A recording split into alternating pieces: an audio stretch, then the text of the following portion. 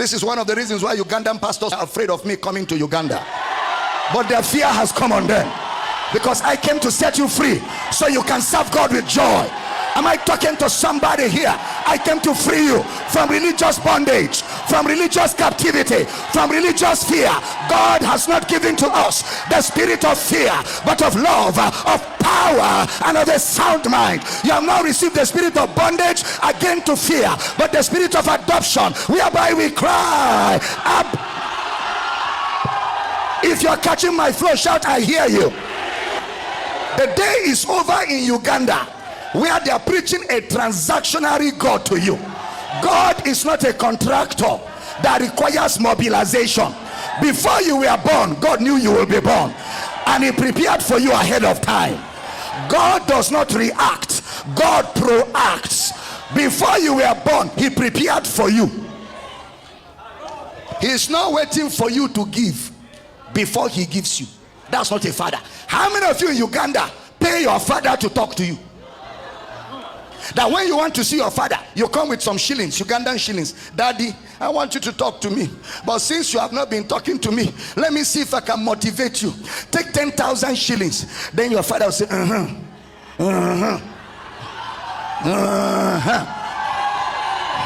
That's not a father. That's an area father. But we have a father. His name is Jesus Christ. He doesn't wait for you. He loved you. He sought for you. He looked for you, and he blesses you without your permission. If you understand what I'm talking about, shout, I hear you. Listen, did you pray for Jesus to die? Did you sow a seed for Jesus to die? The forgiveness of sin and making money, which is more serious? If you didn't give a seed for God to forgive your sin, why must you give a seed for God to answer your prayer? No, it's a question. Are you not thinking, why must you pay God to talk to you? The Bible in Romans chapter 8 verse 32 tells us, put it up, Romans chapter 8 verse 32, he that spared not his son, but delivered him up for us all, how shall he not with him also freely? You don't need to sow a seed. Any pastor asking you to sow so that you can prosper is a fraud.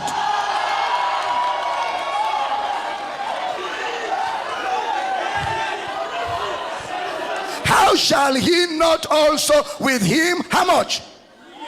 How much? Turn to your neighbor and say it very loud. Let everybody in Uganda hear your voice. Everything that comes from Jesus is free. Anything you pay for is not from Jesus. Am I teaching at all? If I'm teaching, say I hear you. Or a pastor tell you, if you don't pay your tithe, things will be tight. It's a lie. I'm a pastor.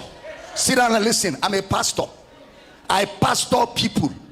If anybody should be liking tithe, it is me, because I'm a pastor. Do I hate money? I don't hate money. I need money because ministry requires money. So I cannot be fighting it if it is true, but I cannot lie to you to collect your money to serve God that is not a liar. Somebody said, but God told Malachi, if you don't pay tithe, the devourer will come.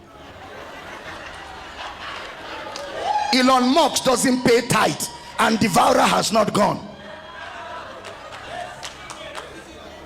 Jeff Bezos doesn't pay tithe, and devourers have not devoured them. You've been paying tithe since the days of Mango Park. You still cannot buy a car. Should you not think? Your father paid tithe, your mother paid tithe, till they died they couldn't build a house. You grew up paying tithe, you're still a tenant.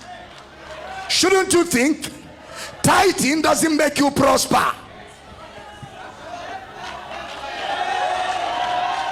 Listen, this is one of the reasons why Ugandan pastors were afraid of me coming to Uganda.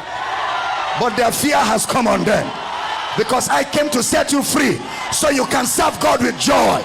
Am I talking to somebody here?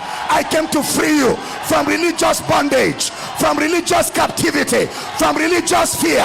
God has not given to us the spirit of fear, but of love, of power, and of a sound mind. You have now received the spirit of bondage again to fear, but the spirit of adoption, whereby we cry, Ab.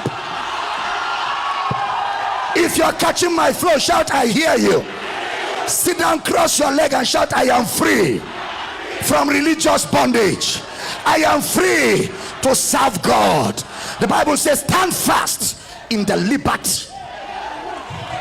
Stand fast in the liberty wherewith Christ has set you free.